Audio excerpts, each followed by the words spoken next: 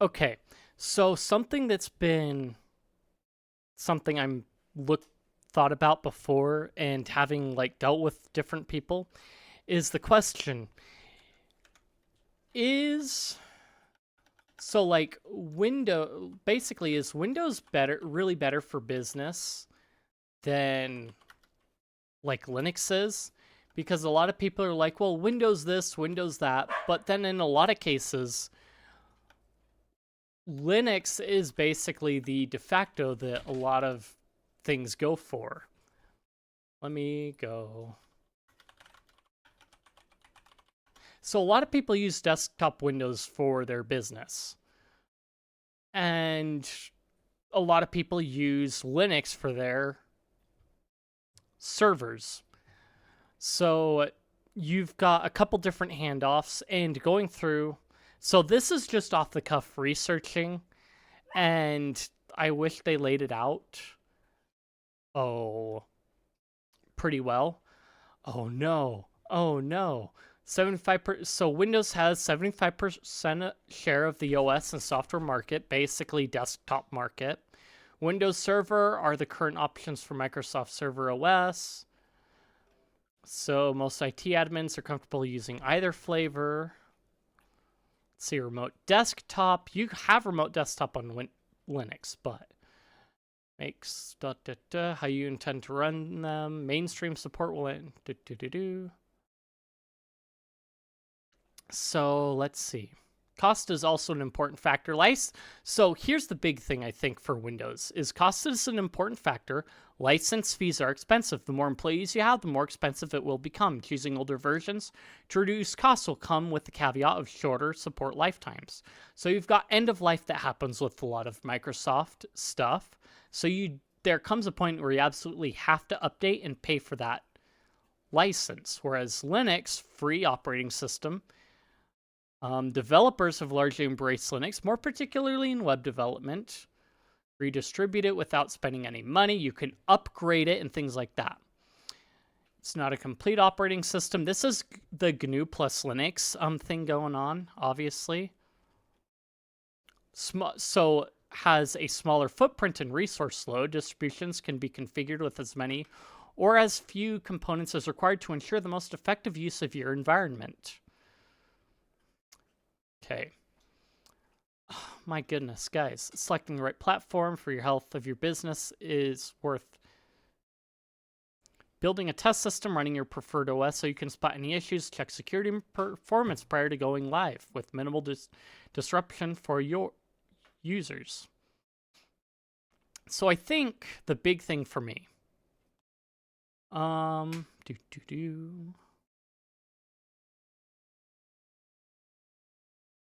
Linode, desktops, evolving GUIs, web server technologies, developers. So I think this one, Linode would have a bit more. So let's right off the cuff, actually, go and, no, do I have Abby? Yeah, I do. No, actually, I think.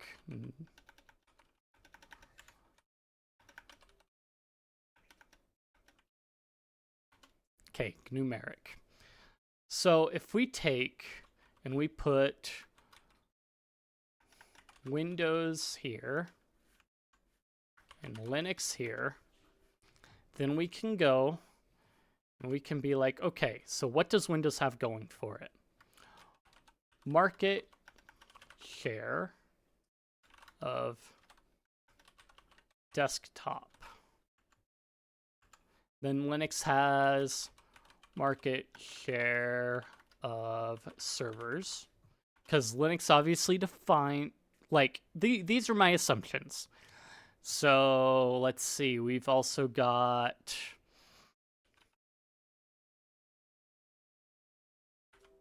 corpo support, which is debatable, and then community support.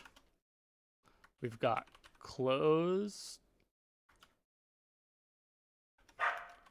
source, open source, Expensive, free, as in free beer. Let's see. You've got set utilities. So you've generally got a predefined set of utilities. And then you've got user define.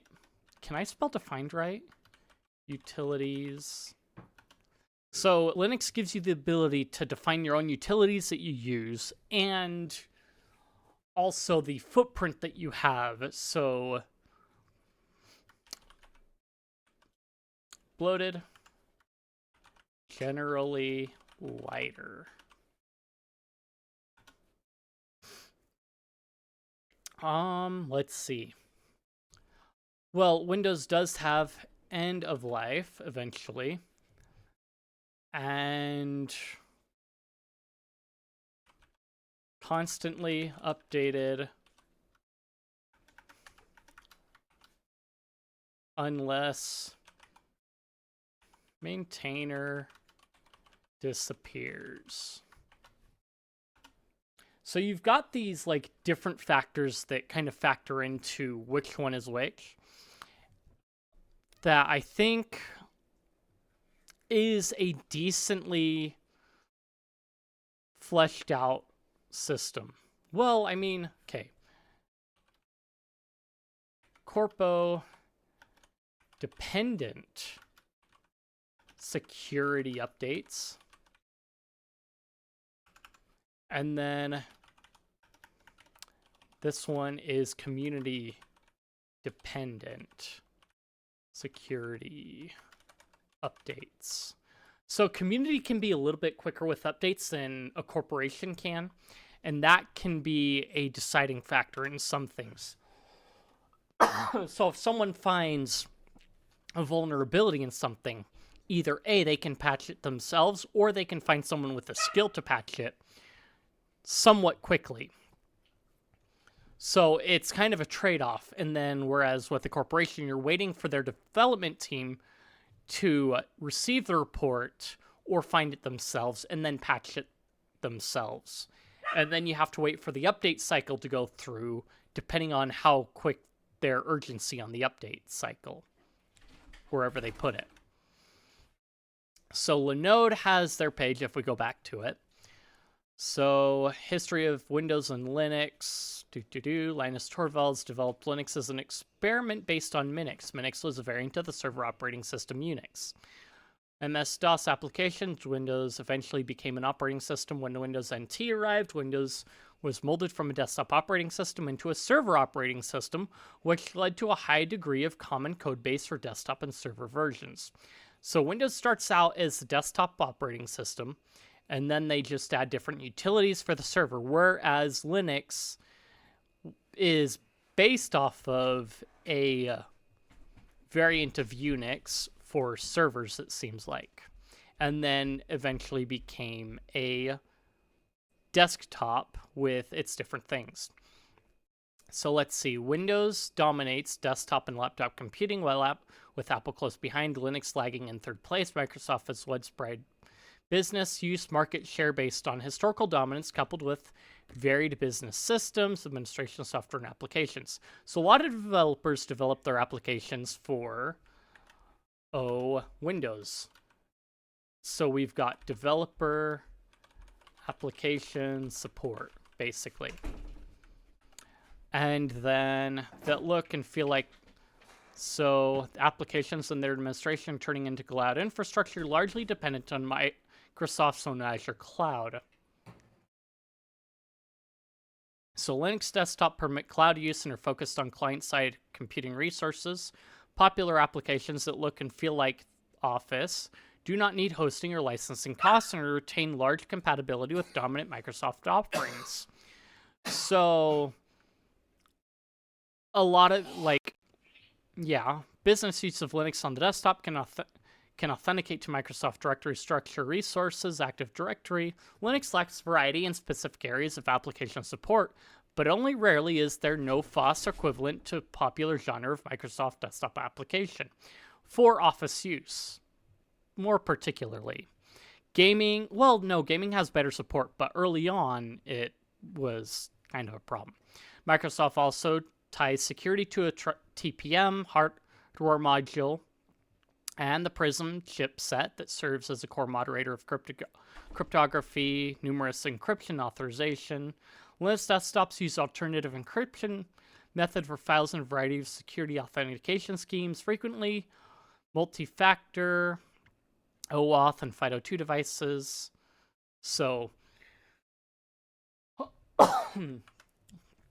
let's see. So you've got limited developer support, but generally able to work with big corpo formats. Yes. So, I mean, even in that sense, the Office software, a lot of it is web-based now, so you can use it in a web browser, which means it's operating system agnostic. You've also got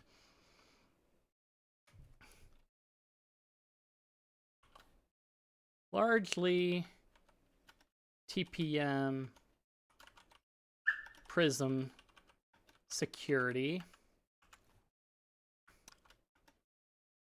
wide variety of security authentication options. Okay, what else can we glean from here? I mean, I think we can wrap that into, like, formats.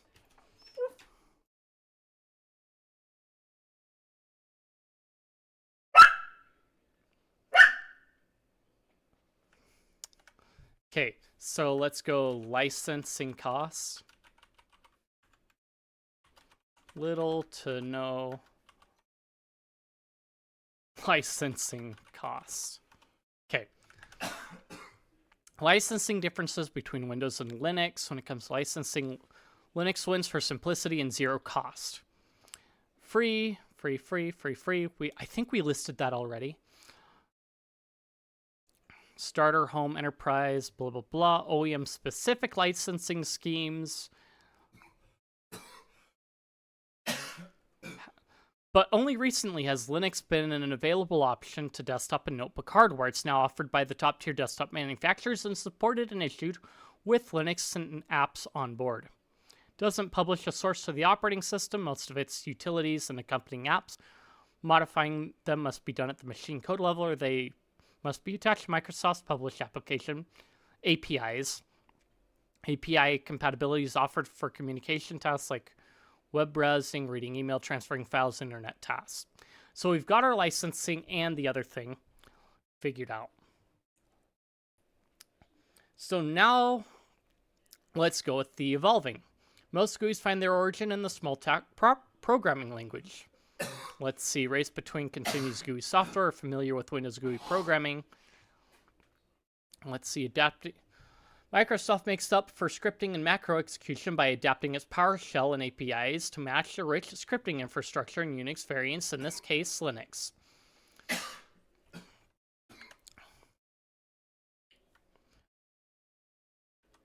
Knock off Linux CLI.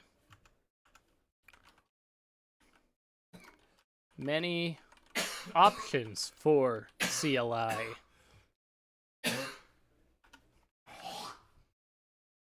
Linux functions on 32, 64-bit platforms and is less captive to different hardware platforms, providing consistency in GUI and compatibility across a wide variety of desktop hardware, including a whole bunch of stuff. Older Linux versions lacked many applications that made Windows popular. Problem now largely solved. Graphics, video editing, CAD, and other applications can be found on Linux using various GUIs. It's unusual to find a desktop or server platform that can't run either Windows or Linux distributions interchangeably, although Microsoft deprecates system compatibility far more frequently than Linux distributions. Okay. Shorter compatibility timeline.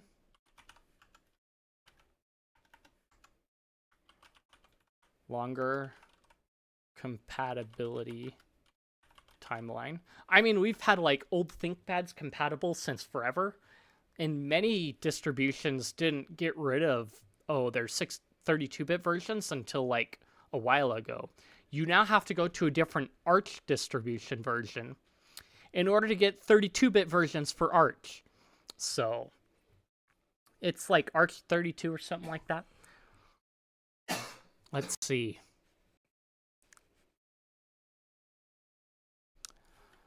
Linux doesn't have a hardware compatibility mandate for drivers, and until recently, few hardware manufacturers felt like the need to develop hardware drivers for a small population of Linux desktop users. Random hardware incompatibility issues dogged Linux on the desktop until the late 2010s. Peripheral vendors initially wrote drivers for the hardware for Windows and perhaps Mac OS. Linux was an afterthought. Is a kernel set of apps and distribution, and there is no central command or business initiative that drives hardware compatibility. Use Red Hat, Debian, spearhead driver development for desktop market. Although Linux users have been waiting for the year of the Linux desktop, Microsoft continues to dominate with Windows, despite the licensing costs, foibles, and emblematic failures.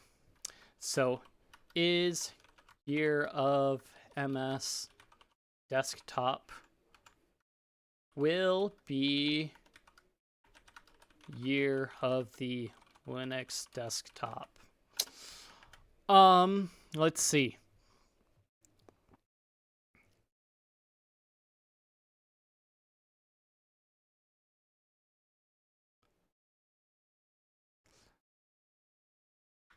More limited CPU compatibility.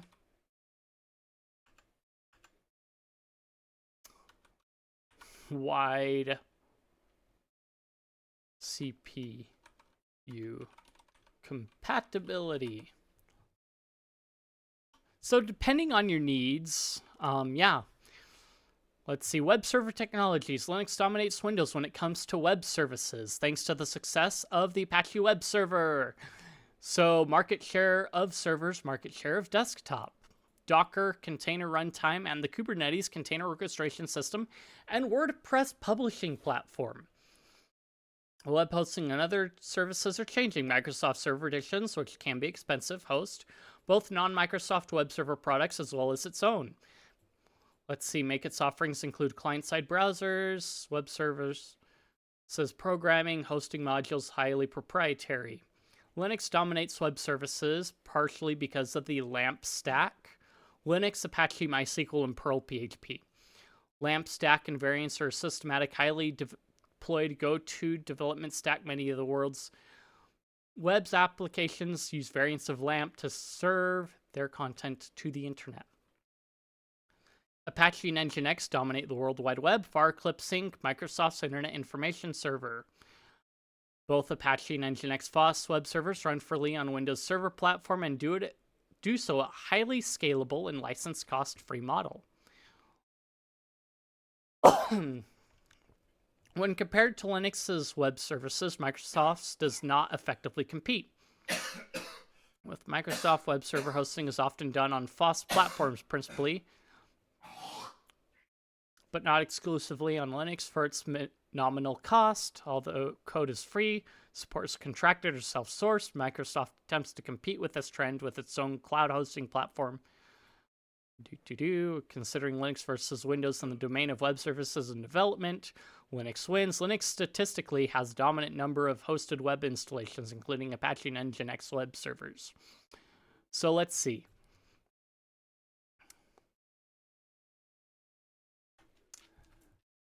So you've got paid services,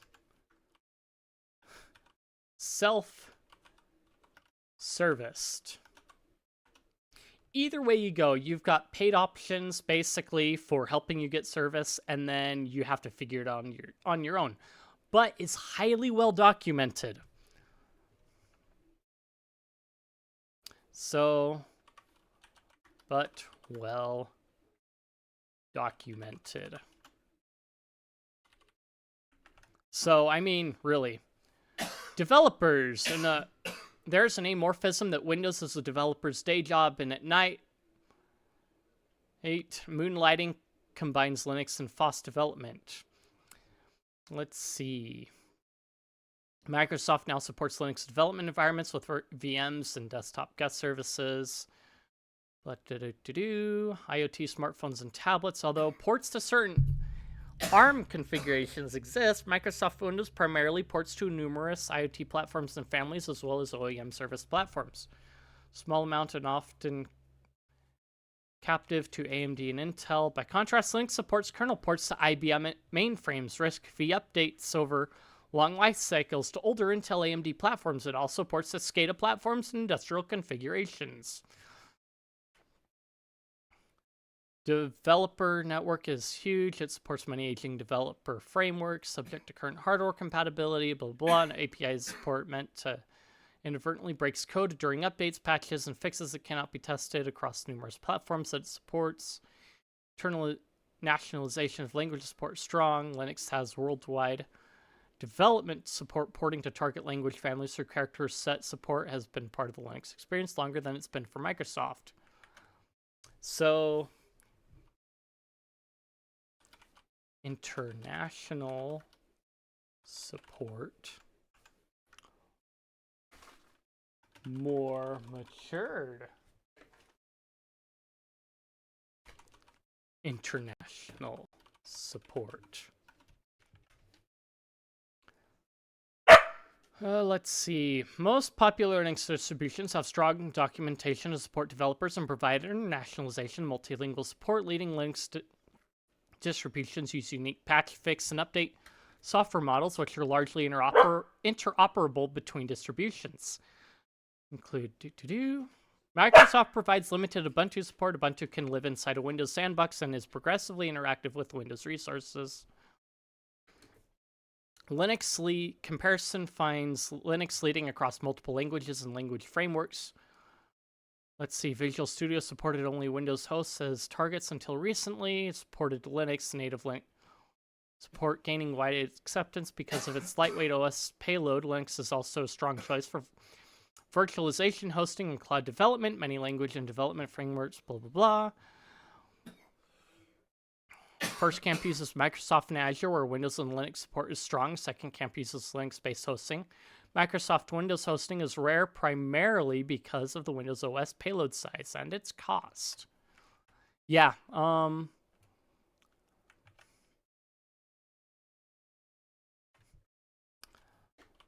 smaller language support. Larger and often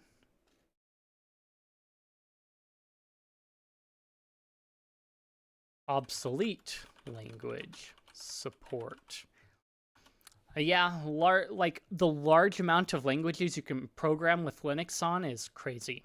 And the like joke ones that you can use as well. Windows and Linux process sandboxing.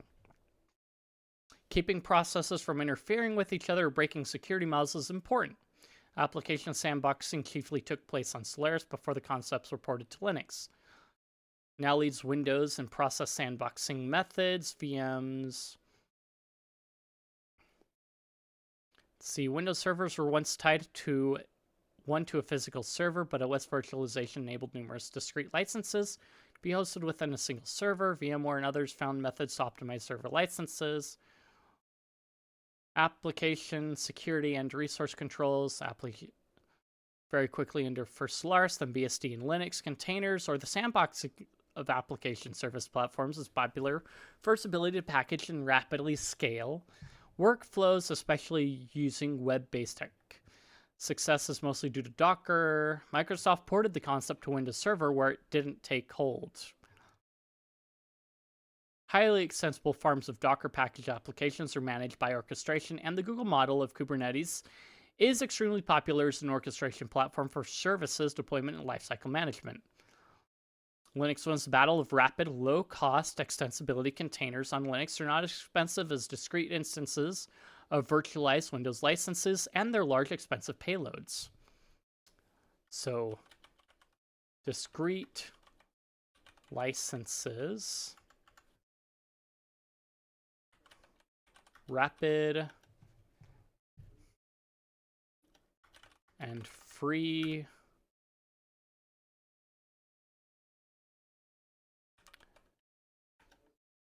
deployment.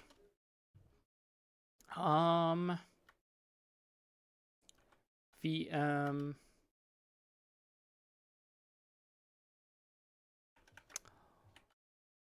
overhead before VMs.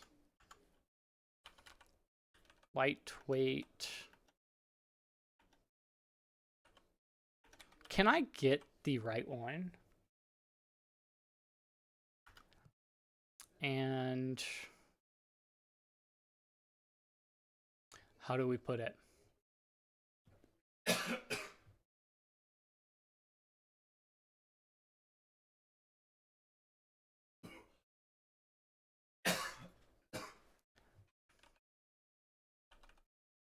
Packaged. No. Lightweight. Overhead. Yeah. And containerized.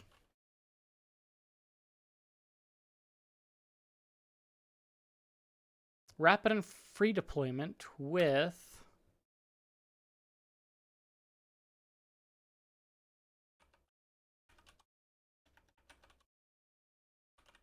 packaged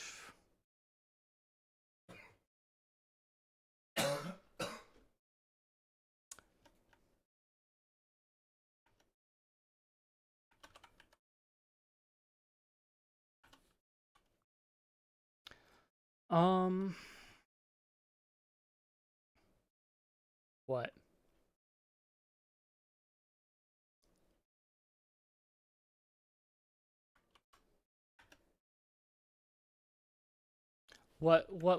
What would we add into there? Security, do. Do.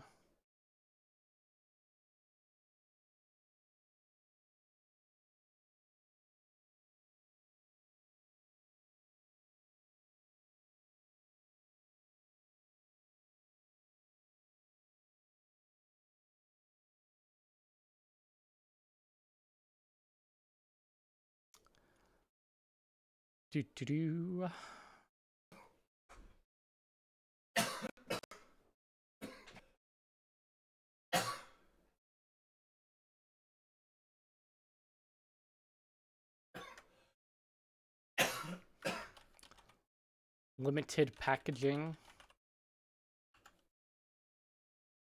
Robust. Ready to use packaging containers.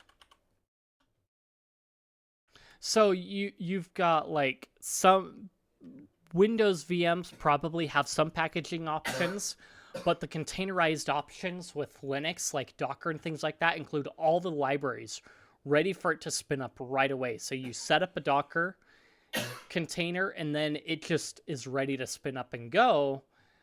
Well, of course, when the developer sets it up correctly. Command line utilities to control desktop servers and file systems.